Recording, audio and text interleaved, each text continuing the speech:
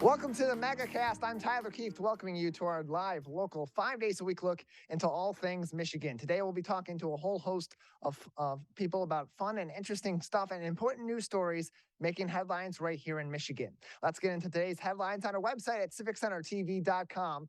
On our local news page, our top story today comes from Ben Orner at MLive. On Thursday, the Michigan Supreme Court ruled in a 5-2 ruling in favor of sending the controversial abortion ballot initiative to the polls this November, just a day shy of today, a deadline which would have seen this proposal off the ballot following a 2-2 deadlock decision recently for the state's Board of Canvassers. This comes after news yesterday that the Court of Claims Judge Elizabeth Gleicher had ruled that the precedential 1931 law banning abortion in the state of Michigan was unconstitutional. Of course, that would have become the law of the land here in the Great Lakes state following the repeal of Roe versus Wade in another case at the Supreme Court level federally, which changed the rules on the federal level of abortions, and therefore, by the Constitution, by the Bill of Rights, sent that law to be decided on by each state in those states. While the state legislature, led in both chambers by Republicans and whom generally are pro-life, could pass a new law, the public would supersede any future legislation on this matter, such as a new ban to counter the loss of the 1931 banishment, should they vote yes on what will now be Proposal 3 in November. Clerks will finalize local ballots today, and absentee ballots will begin to be sent out to international citizens and the military later on this month. Also making headlines today on civiccentertv.com on our local news page. From Chandra Fleming at the Detroit Free Press, mosquitoes in Macomb County have been detected to be carrying the West Nile virus for the first time this summer season. While no human cases have yet to be confirmed, local health officials are urging residents and visitors to take precautions in order to avoid mosquito bites. Among the list of precautions are use an insect repellent that contains DEET or picaridin in clothing and on exposed skin. Mosquitoes are most active from dusk to dawn, so residents should limit outdoor activities and wear long pants and long sleeves, along with using those DEET containing or picaridin containing repellents during those hours. Avoid areas of standing water such as buckets, flower pots, barrels, and children's pools. Those should also be kept empty when not in use to prevent mosquitoes from laying their eggs. Change the water regularly in pet dishes that are outside, as well as bird baths, and keep your gutters free of standing water. Windows and door screens should be kept in good repair to prevent mosquitoes from entering the home and other buildings. For more information and helpful tips, you can visit the Macomb County Health Department's website, which is linked at the bottom of this article on our local news page. Finally, making headlines today from Karen Buford at the Detroit News on our local news page. Henry Ford Health has named longtime executive Robert Greiner as its new president and CEO. The now former chief operating officer of Henry Ford Health takes over for Wright Lassiter III, who departed this summer for another health system in the Chicago area. Greiner has been serving as the acting CEO since Lassiter's departure in July and will take reins officially as the corporate leader of the $6.6 billion health system. In a statement, Greiner reflected on his new official role by saying, quote, "Henry Ford is home to incredible innovation, cutting-edge science, and an unwavering commitment to our colleagues and to the communities that we serve. It's a place where, despite even the most daunting of challenges, making the impossible possible happens every day. I'm energized and excited to lead this special organization. I look forward to Team Henry Ford continuing to innovate, excel, and grow in serving our patients, members, communities, and each other." All those headlines are making news today on civiccentertv.com on our local news page, as well as those ever helpful links to accurate and up-to-date information on COVID-19 from the Centers for Disease Control and Prevention, the Michigan Department of Health and Human Services, as well as the Oakland County Health Division. We have a great program ahead on this Friday edition of the Megacast. Up next, spooky fun, a sports book, and more is coming to the Emagine theaters in your local area. CEO Anthony LaVerde joins us next on the Megacast. In the face of COVID-19, staying healthy is important. And now the same is true as we face the flu. Influenza has the potential to infect millions, putting lives and the healthcare system at risk. Fortunately, it's easy to protect yourself. The flu vaccine is safe and effective, and with COVID-19 still spreading, it's essential. To see how you can hit this virus head-on, visit michigan.gov/flu. Now that the vaccine is available for children 5 and up, why do you recommend it? Kids are part of the community and they can spread COVID. We're seeing both healthy children getting sick from the virus as well as children with underlying health conditions. They can easily bring the virus home to other people that are vulnerable and make them sick as well. This vaccine can change that and keep children safe. It's essential that your children get vaccinated to protect them, to protect your families, and to protect those in the community around you. Mark your calendars for the 11th Annual Family Fun Night at West Bloomfield High School. Stop by on Friday, September 16th at 5 p.m. for an evening of free, fun activities as we honor our military, police, and fire heroes. Plus, stick around to see Laker football take on Clarkston at 7 p.m.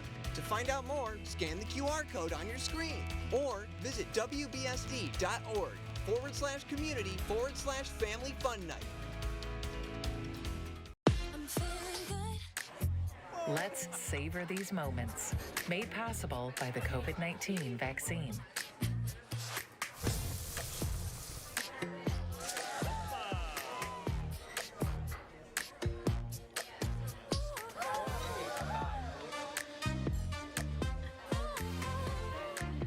Keep the dining out going by keeping yourself protected and your COVID-19 vaccines up to date.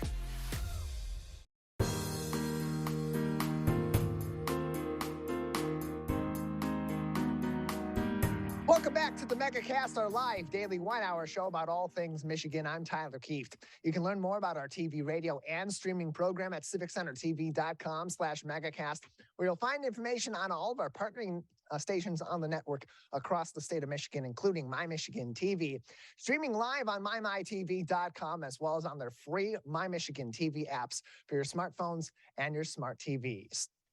One of our local area's favorite movie-going experiences can be found at the Emagine theaters in the Metro Detroit area.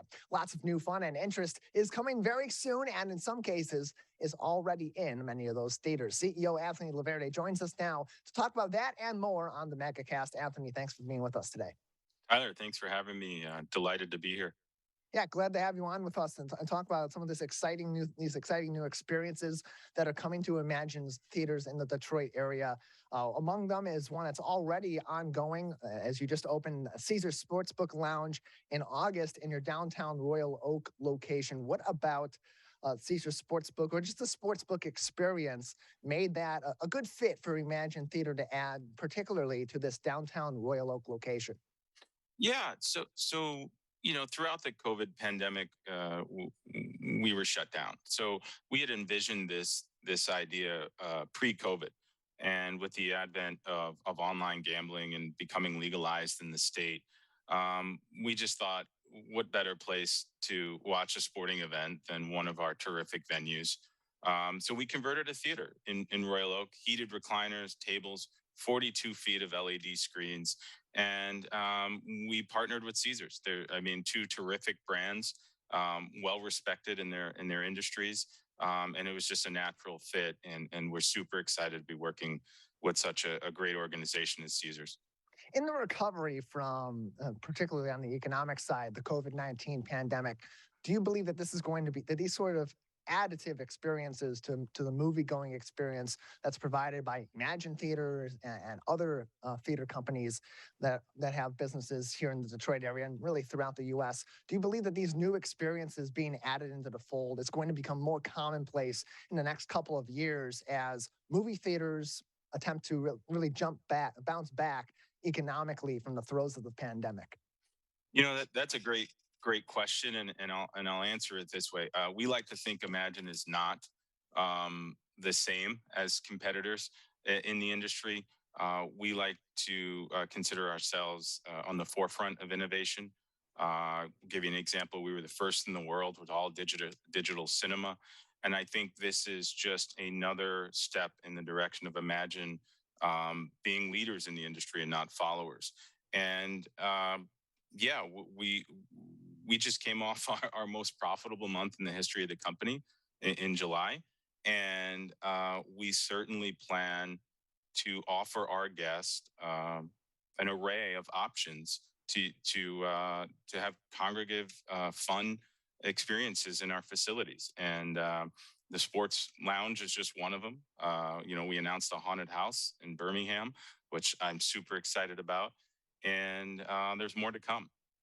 Yeah, that experience is going to be October 1st through the 31st at the Birmingham 8 in downtown Birmingham. And let's talk about that. You've partnered with Blue Water to create Ghosts on the Balcony. It's a haunted theater attraction. What is that experience going to be like? What can people expect when they go to Emagine Theaters in October, particularly to the Birmingham 8 in October, to experience some spooky fun at the movie theater?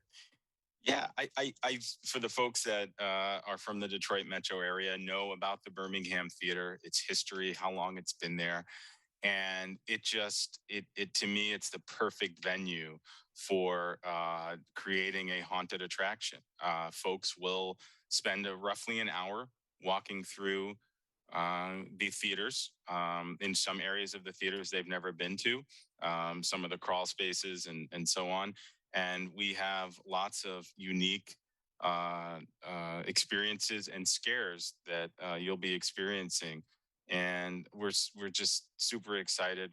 Blue Water is just a wonderful organization to work with, and we think again, folks will experience a haunted house in the Emagine standards, and how we plan to bring in some technology also to innovate the experience of a haunted house. So we're really excited about the opportunity. And just adds again, Anthony, to these new experiences that are coming into Emagine theaters to, of course, not replace the movie-going experience, but add to it and give people really an opportunity to go see a movie and then have some additional fun in one location. What about that element was important for you as the CEO and for really your entire team at the business level at Emagine to put these innovations in place and really try to keep people in these theaters for extended experiences beyond the 90 minutes to 3 hours they might be sitting through a movie? Yeah, it's a great question, Tyler. I think my job as the CEO is to look ahead, not behind. And with the advent of streaming and so on, you've been hearing about the death of the movie theater, and it's just not the case. They've been saying the death of the theater since television's been invented. But with that being said, we have these beautiful facilities. We have, I would say, extra space to utilize them in unique ways. And it's really all about putting more folks through the building that maybe haven't been back to the theaters post-COVID just yet, and realize how beautiful and clean and innovative our facilities are, whether it's heated recliners to full bars, to lounges, to sports bars, to haunted house, to live music. We're always going to be innovative and trying new things. And that's what Emagine's been about since its inception. We're joined by Anthony LaVerde. He is the CEO of Emagine Theaters, joining us on today's edition of the Megacast, adding to some of those experiences you mentioned. Of course, the Sportsbook experience in your downtown Royal Oak location, the soon-to-be haunted theater experience at the Birmingham 8 this October. There's also going to be a really one-of-a-kind new experience that is in a medium that's been on the rise over the past several years, and that's augmented reality, or AR. You're partnering with Screen Vision Media and Strax Networks to create interactive augmented reality, or AR, experiences for moviegoers in select Michigan Emagine theaters. Can you tell us about that program, and what are some of these augmented reality experiences people are going to be able to have at some of your theaters? So, it's really all about finding new ways to connect with our guests. And, for years it's been scan QR codes. And we've done that in the past, and we think there's some interesting technology with QR codes. But spending time with the folks at Strax and Screen Vision, we really worked hard on how do we make the Emagine logo, the Emagine brand, live outside of the theater. And the concept is pretty simple. You take your phone, you download the Strax app, and you scan the Emagine logo, or our popcorn tub, or our drink cup, and it lives on forever. We can deliver messages to all of our guests simply by scanning our logo. And what you'll find is we're able to deliver very unique experiences to you that way. Let's say the new Black Panther film is coming out, and we want to give you access early to buy the best seats that are available. We can deliver that message onto our logo. You can scan it, and you might scan it every Monday, every Tuesday, and you never know what you might find by scanning it. We can send you free merchandise. We could send you tickets. In the case of our joint venture with Caesars, you know, when you download the Caesars app and use the Emagine sign-up code, you never know what's going to be delivered to you. In some cases, we'll bring you free food. In other cases, we'll bring you merchandise. It's really a unique way to connect with our guests, and it doesn't necessarily require you to be in our building.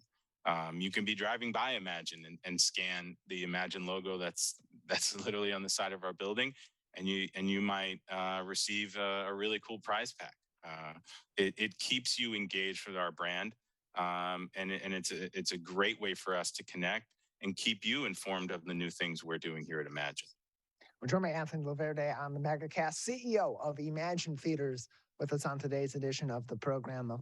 Again, the Caesars Sportsbook Lounge, powered by Emagine, is now open at their Royal Oak location downtown, and then, of course, coming up in October at the Birmingham 8th, they'll have their haunted theater experience as well. That's October 1st through the 31st at the Birmingham 8th in partnership with Blue Water for Ghosts on the Balcony, and then also beginning October 1st at select Michigan theaters. Of course, those exclusive AR experiences that Anthony just talked about. Just a couple more minutes with you, Anthony. What are some of the other focuses of Emagine Theaters at this time to kind of expand that experience, not only within the theater, but also outside the theater, and anything else that's coming up beyond these September and October experiences that you like to tease today?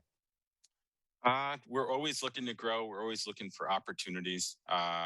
You know, we're the 9th largest operator in North America now, and I hope to continue to grow.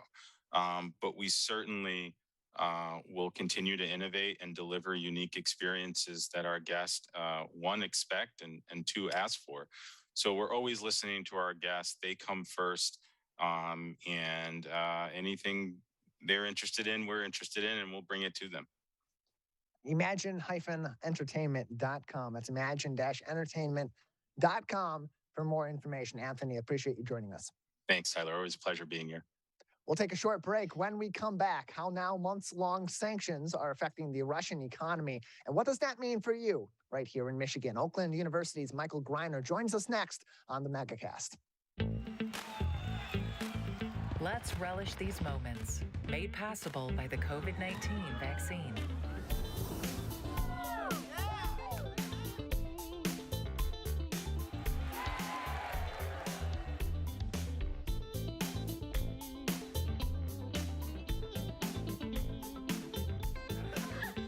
Keep the festivals going by keeping yourself protected and your COVID-19 vaccines up to date.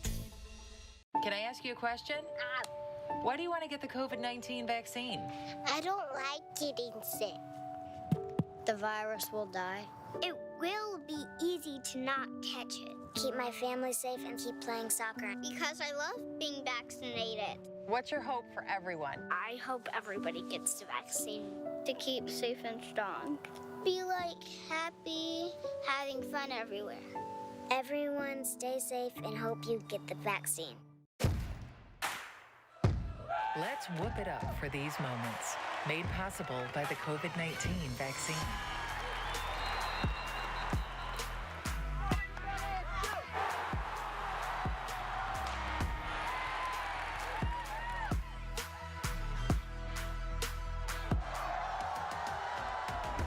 Keep the cheering going by keeping yourself protected and your COVID-19 vaccines up to date. Fire Prevention Week is just around the corner. Join volunteer, part-time, and on-call firefighters at this year's Fire Open House. Catch up on your fire safety knowledge with live demonstrations and hands-on activities. Chat with local businesses and resources about fire prevention, see some familiar faces, fight future fires, and make some new friends. The West Bloomfield Fire Open House, October 2nd from noon to 3 p.m. at Fire Station 1 on Orchard Lake Road. In the face of COVID-19, staying healthy is important. And now the same is true as we face the flu. Influenza has the potential to infect millions, putting lives and the healthcare system at risk. Fortunately, it's easy to protect yourself. The flu vaccine is safe and effective, and with COVID-19 still spreading, it's essential. To see how you can hit this virus head-on, visit michigan.gov/flu.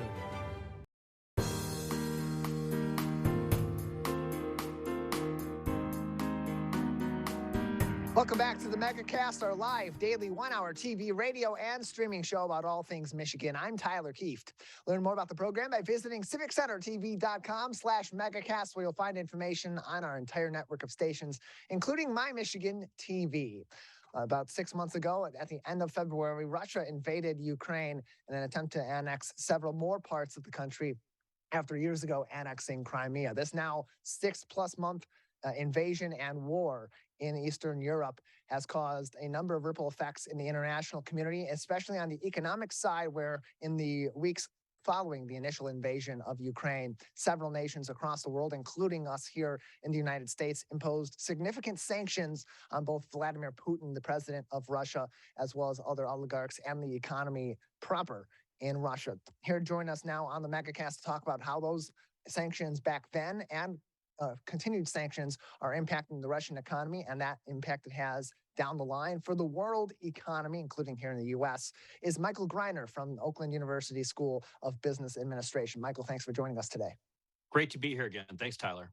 Yeah, glad to have you on. This is a really interesting topic because we heard so much about these sanctions being imposed on Russia and the crippling effect that they were going to have on the Russian economy months ago when they were first imposed, and the weeks following the initial invasion at the beginning of Russia's unjust war with Ukraine. That being said, now here we are 6-7 months later, following both that invasion and the sanctions that came after it, and we are seeing that the effects of those sanctions on the Russian economy are having some effects on the world economy, including here in the U.S. Give us a brief summary to begin on what some of those lasting effects have been months later, nearly over half a year since those sanctions were imposed. Sure. Well, maybe what I'd like to do, if I could, is start with talking about the impact on Russia, because if anything, Russia's done a really good job of kind of spinning the whole economic situation. There's a report that recently came out from Yale University, and I'm really actually proud of my colleagues for going through this process, where they kind of looked at what Russia was claiming and then wanted to analyze to see the extent to which it was true. Now, Russia has pointed very proudly at the fact that they've been able to essentially sustain the value of the ruble. So rather than it dropping down to 1 cent, it's now valued at 2 cents per ruble. So not exactly like it's an extremely powerful currency, but nevertheless, it's higher than it was when the invasion first happened. And they're very proud of this fact. But that's within the context of the fact that right now, you basically can't trade in rubles. There is no global market for rubles at this point. If you were to be in Russia and you had dollars and you wanted to exchange them for rubles, you could do that easily. On the other hand, if you had rubles and wanted to buy dollars, you would be unable to do that pretty much anywhere in the world at this point. At this point, also defaulted on its foreign debt. This is the first time that they've done so since the Russian Revolution back in 1917. About 1,000 companies, foreign companies, have left Russia, and that accounts for about 40% of Russia's GDP. So we're talking very substantial impact here. Now, inflation has been very high in Russia as a result. Apparently, unemployment is high in Russia. But hey, they've got that ruble still holding up. So they keep pointing that and say, oh, everything's fine. The thing that has been sustaining them, if anything, has been oil. the price of oil. And that's really been the big impact that I think we've seen globally, which is the fact that the price of oil has gone up, as all of us have experienced. It's gone down now for the last couple of months, but obviously starting from the moment the war happened, for the next few months, and even now, it's still higher than it was before the war started. And that's because, of course, Russia is a major supplier of oil and gas. And as a result of that, although we here in the United States aren't necessarily large purchasers of oil and gas from Russia, the prices for those things are set on the global stage. There's a global market for these things. And so less oil and gas coming out of Russia means that the prices are going to go up. It's simple supply and demand. You have less supply, you have higher demand, prices are going to go up. So that's kind of what's been happening there. And that's really been the biggest impact that you've seen. Now, for us here in the United States, it's been, annoying, perhaps. And as I say, the prices dropped down a little bit of oil. We are major suppliers ourselves of both oil and natural gas, and we supply most of our own natural gas anyway. So we really aren't so reliant on Russia. The place this is really hurting, frankly, is in Europe. Where Russia has been very aggressive in essentially turning off the pipes coming into Europe from Russia that deliver the natural gas there. And this has been a big problem for the Europeans who, at the beginning of this war, were importing almost 40% of their natural gas from Europe. And from Russia. And that's particularly true, by the way, in Germany, which I think was importing 55% of its natural gas from Russia. Which is really a shockingly large amount. Well, ever since the invasion happened, Putin, of course, has been playing games with natural gas, and recently he basically turned off the supply coming in through the largest gas pipeline from Russia into Europe, the Nord Stream pipeline, and as a result, the Europeans have been hurt by it, and prices have gone up. But what they've been doing really since the invasion happened is that they've worked very hard to supply new sources of gas. And they've been running all over, essentially signing new contracts, developing new sources of supply. And as a result, where at one point Europe was importing about 40% of its natural gas from Russia, now they're importing only about 10%. And so it appears that the Europeans are doing a pretty good job of managing this crisis and making sure that they're going to have sufficient supplies to get them through the winter, which is, of course, the big concern. Yeah, and for the U.S., that comes into play because some of our most significant allies are some of those European countries. You think about Germany, you think about other countries in neighboring areas that are affected by really the collective European economy. And so for the United States, their course of action is, well, how do we then, if we're not so significantly affected by that, prevent some of our greatest allies from having significant economic turmoil as a result of their now more tumultuous relationship with Russia, although that was already the case. So in the U.S., we may not be seeing some of those more direct effects like we were in the initial months of the war in Ukraine, particularly at the gas pump. But how could those relations with our international partners in Europe that are affected by this ultimately affect our economy as our leaders play the game of balance between protecting our allies, but not significantly affecting an already imbalanced, let's say, economic situation here in the U.S.?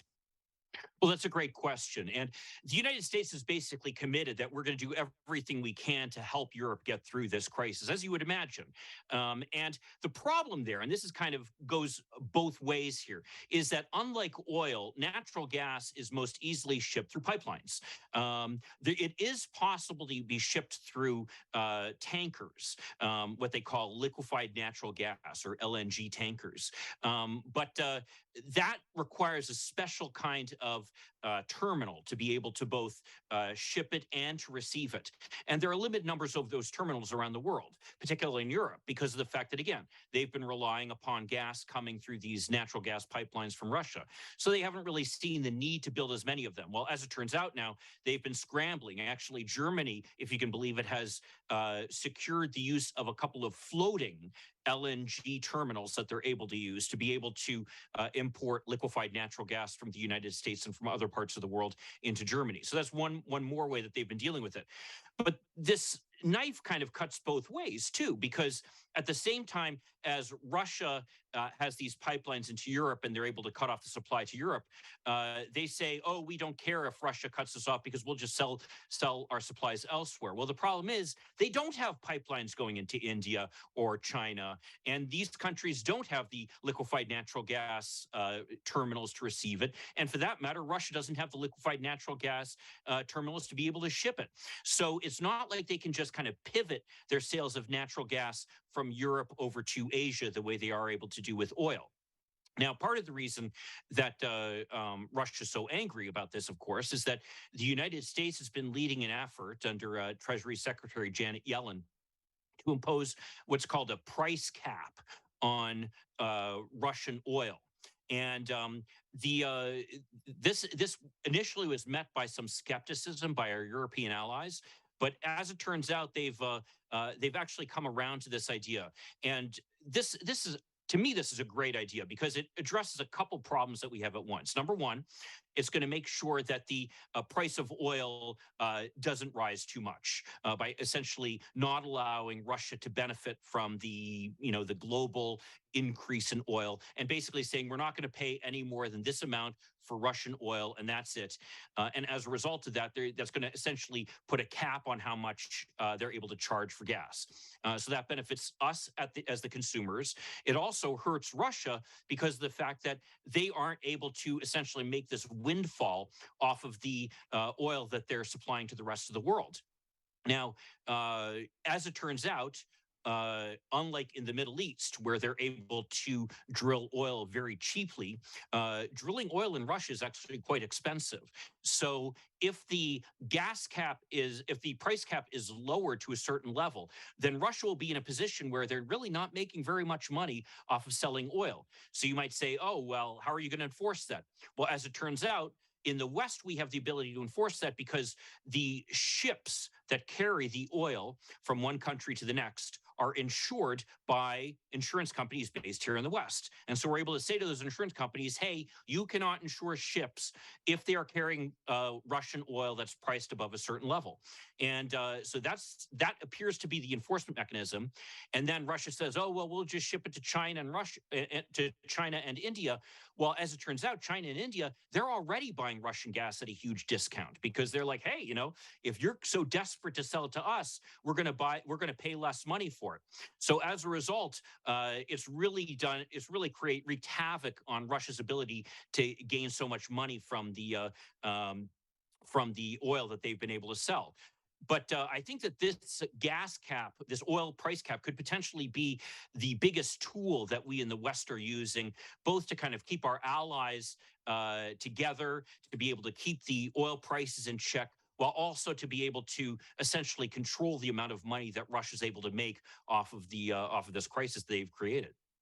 We're joined by Michael Greiner from Oakland University School of Business Administration on today's edition of the Megacast. More information on their programs in the School of Business Administration can be found at oakland.edu. That's oakland.edu for more information. Michael, a couple more minutes with you today. Before we let you go, just overall, how will this continued situation, especially these price caps, ultimately come back and affect our economy here in the U.S.? And in particular, how could it affect consumers here in the state of Michigan?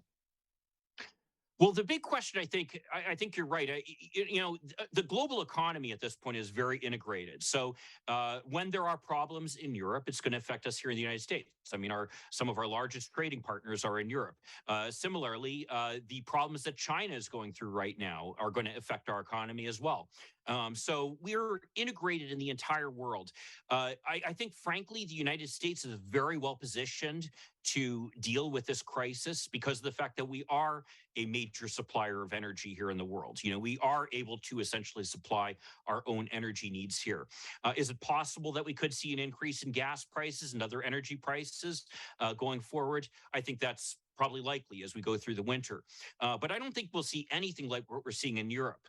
And in fact, in Europe, they're talking about imposing essentially a cap on the price of gas. And basically what they're going to do is that they're going to tax the gas companies, the energy companies, what's called a windfall tax for the extra money that they're making, and use that money essentially to subsidize consumers who are buying gas so that they're able to get through the winter without basically being bankrupted by higher energy costs, because that's really the crisis here. It comes down to a supply and demand situation, you know. Supply is down, demand is higher in the winter, obviously, as people need to heat their homes, and you know there's a higher call for electricity, and as a result of that, there's certainly a potential for prices to go up. And I think that's the biggest area where we could see it here in the United States. But again, I think that the impact on us is going to be relatively limited compared to what we're going to see in Europe. And that has really geopolitical implications, though, because for this economic war against Russia to succeed, we really need our alliance to stick together. And it's going to become very hard for the Europeans as they go through this winter to stick together as they're dealing with really some hardship as a result of these shortages that they're going to be dealing with gas. And as a result of that, I think that there's going to be a real effort on the part of the United States to try to really support our European allies and make sure that they're able to get through this winter. Because if they are, I think that Russia is really going to find itself in a position that it really has very few options left in its war. It'll be interesting to see how this continues to develop, those relations in particular between Russia and their immediate neighbors in Eastern Europe and in Western Europe as well, and how that affects our economy here in the U.S. and in particular in Michigan. Michael, thanks for joining us. Happy to be here. Thanks for having me. Oakland.edu for more information on programs in their School of Business Administration. We'll take a break. When we come back, we'll be joined by one of over 300 charities and nonprofits supported on the Share Detroit platform. You're watching and listening to the Megacast. Now that the vaccine is available for children 5 and up, why do you recommend it? Kids are part of the community and they can spread COVID. We're seeing both healthy children getting sick from the virus as well as children with underlying health conditions. They can easily bring the virus home to other people that are vulnerable and make them sick as well. This vaccine can change that and keep children safe. It's essential that your children get vaccinated to protect them, to protect your family. Now that the vaccine is available for children 5 and up, why do you recommend it? Kids are part of the community and they can spread COVID. We're seeing both healthy children getting sick from the virus as well as children with underlying health conditions. They can easily bring the virus home to other people that are vulnerable and make them sick as well. This vaccine can change that and keep children safe. It's essential that your children get vaccinated to protect them, to protect your families, and to protect those in the community around you. Mark your calendars for the 11th annual Family Fun Night at West Bloomfield High School. Stop by on Friday, September 16th at 5 p.m. for an evening of free, fun activities as we honor our military, police, and fire heroes. Plus, stick around to see Laker football take on Clarkston at 7 p.m.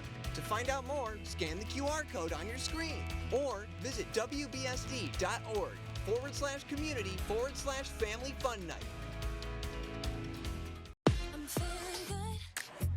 Let's savor these moments. Made possible by the COVID-19 vaccine.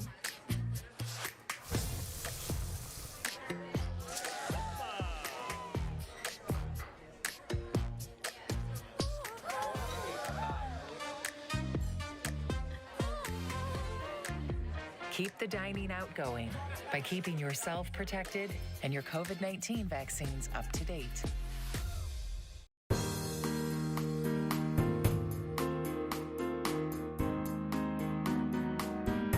Welcome back to the Megacast, our live daily 1-hour TV, radio, and streaming show about all things Michigan. I'm Tyler Kieft. Learn more about the program at civiccentertv.com/megacast, where you'll find information on our entire network of stations, including My Michigan TV.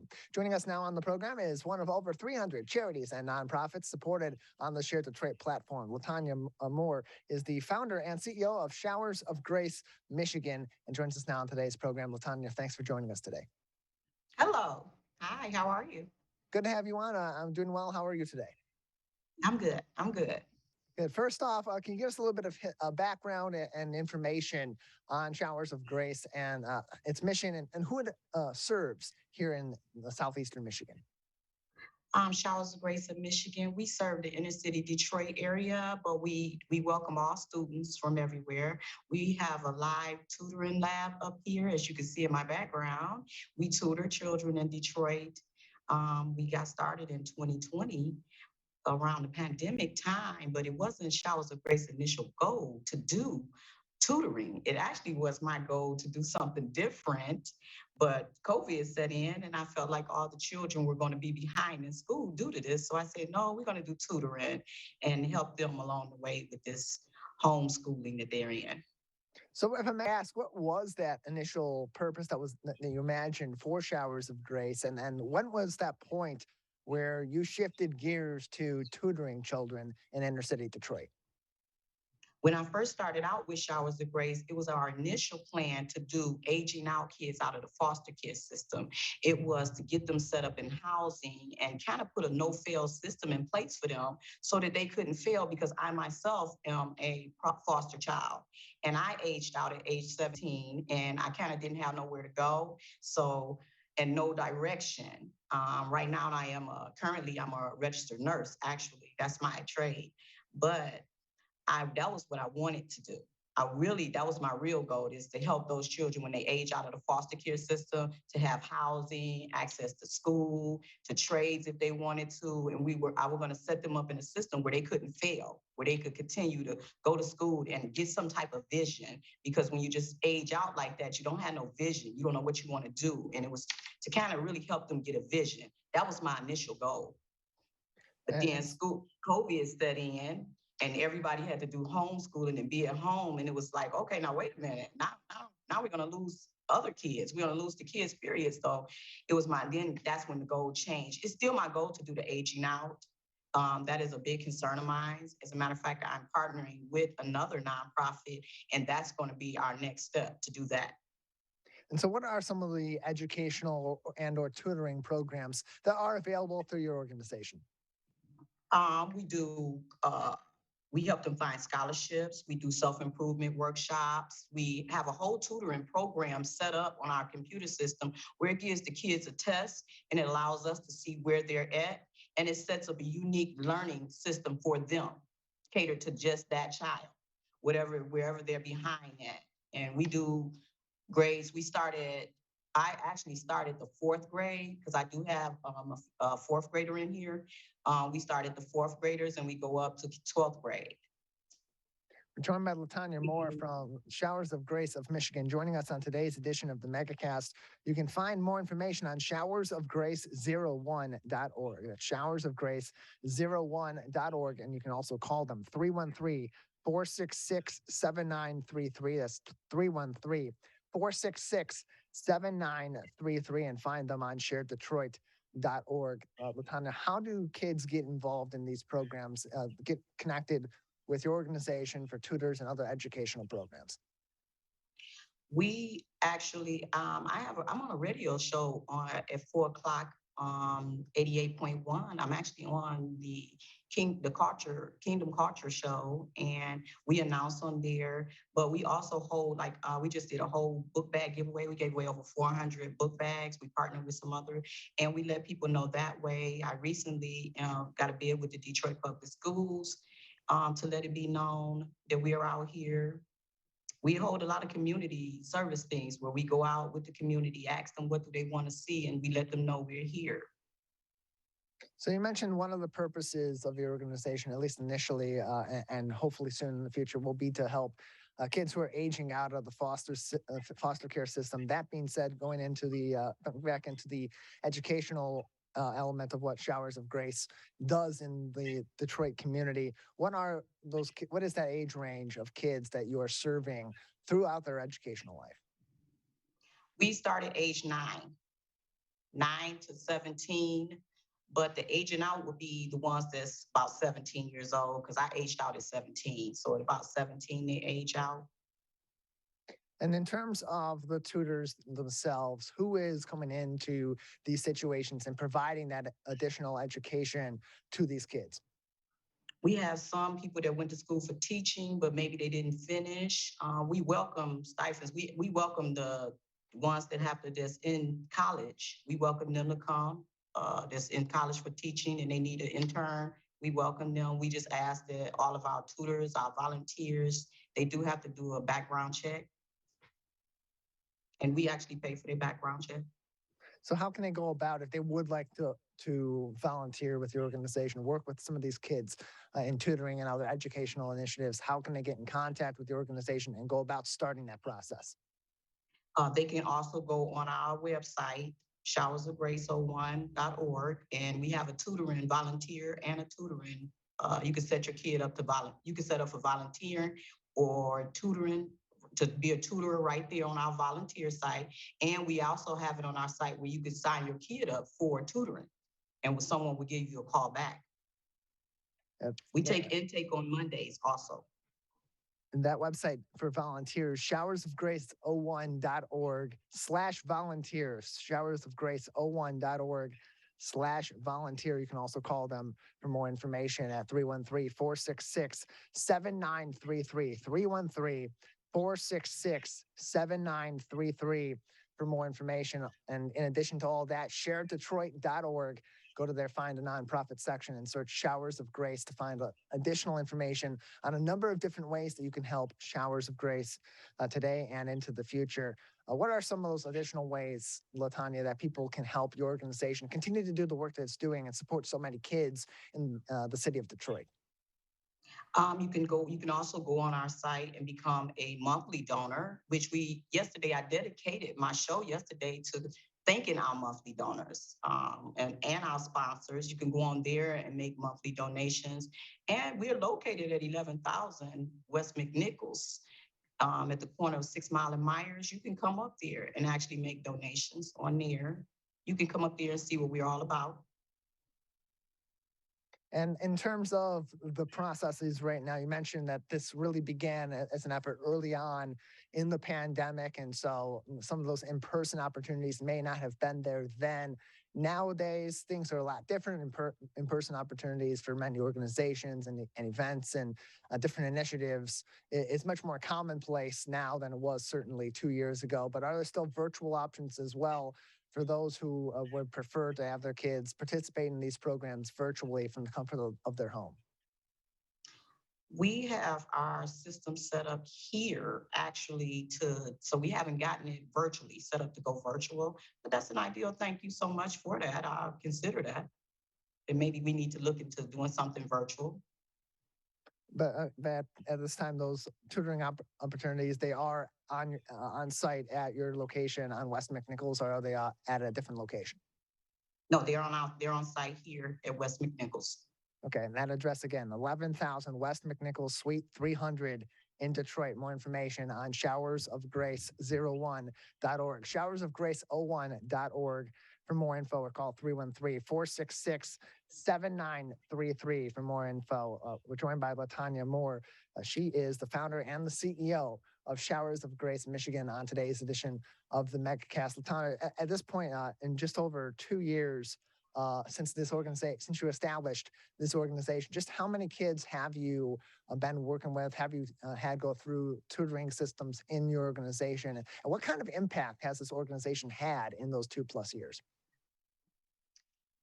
Well, I would say that we've worked with so far up to about 26 kids, but a lot of people tell me that they didn't even know we were here, that we are here.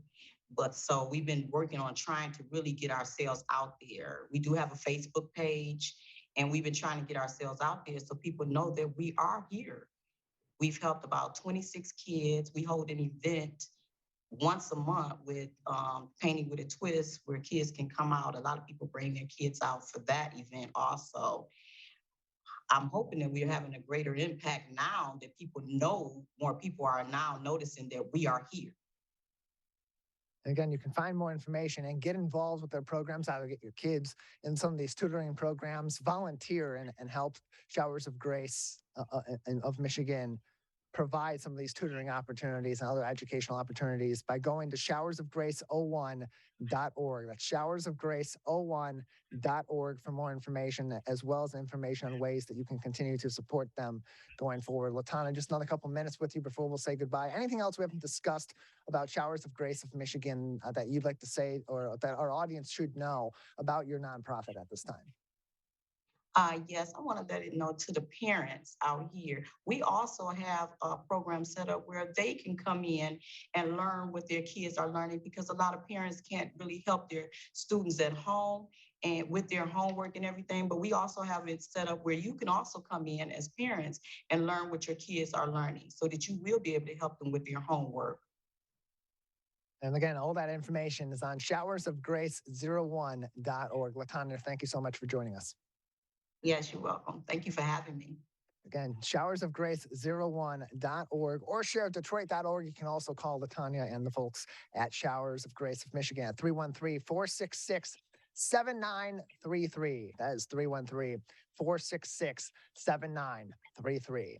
That is going to do it for this week's editions of the Megacast. As always, you can keep up to date on the program, find all of our shows on demand, as well as each individual interview and learn more about organizations like Showers of Grace and news stories that are making headlines here in Michigan, throughout the U.S., and around the world, affecting you in your hometown at civiccentertv.com/megacast. There we have a list of all of our partnering TV, radio, and streaming outlets that join us either live or live to tape on their outlets Monday through Friday here on our program. You can also go to our local news page for up-to-date information on COVID-19 from the Centers for Disease Control and Prevention, the Michigan Department of Health and Human Services, and the Oakland County Health Division. They update those on the daily, and those links take you directly to their COVID-19 specific web pages, so you don't have to dig through all the weeds, the misinformation, the disinformation about public health info on the internet. Go straight to these sources. They're reliable sources with experts at all levels of government and public health in the U.S. You can also find on our local news page on civiccentertv.com articles making headlines both on the COVID front and more across the Great Lakes state each and every day. civiccentertv.com, click on local news and you'll find those articles. Click through to read them in full. You can read supporting materials and other articles from each of these publications as well. And if you have the means to do so, we highly encourage you to subscribe to those publications and support journalism in your local community. I want to give a big thank you to everybody that joined us on this week's editions of the Megacast, particularly on today's show. Anthony LaVerde, the CEO of Emagine Theaters. It's Michael Greiner, Assistant Professor of Management in Oakland University's School of Business and Administration. And of course, LaTonya Moore, the founder and the CEO of Showers of Grace, Michigan. Again, all these interviews, civiccentertv.com/Megacast. More programming coming up all throughout the day here on our flagship and across our network. Coming up tonight, of course, it's Friday night. That means we're under the lights for more high school football. West Bloomfield High School taking on Stony Creek, opening up OAA Red Division play in Rochester Hills. The kickoff for that game, 7 o'clock. Our pregame begins with This Week in Laker Football at 6, and the Laker pregame show with Dave Scott and I at 6:30. civiccentertv.com/Laker Sports for all the places that you can watch the game, as well as watch it right there on that page. We'll have a live player up for you sometime this afternoon that you'll be able to watch today's edition of West Bloomfield Laker football. Again, kickoff at 7, pregame about 6 with This Week in Laker Football. And of course, we'll return next week, Monday, with new editions of the Megacast.